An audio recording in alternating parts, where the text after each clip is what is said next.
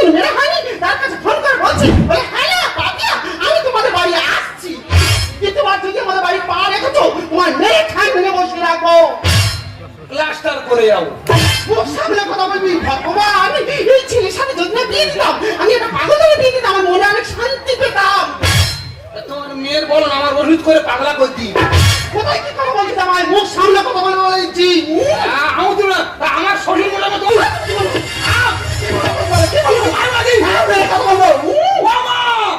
তোর বিন আমার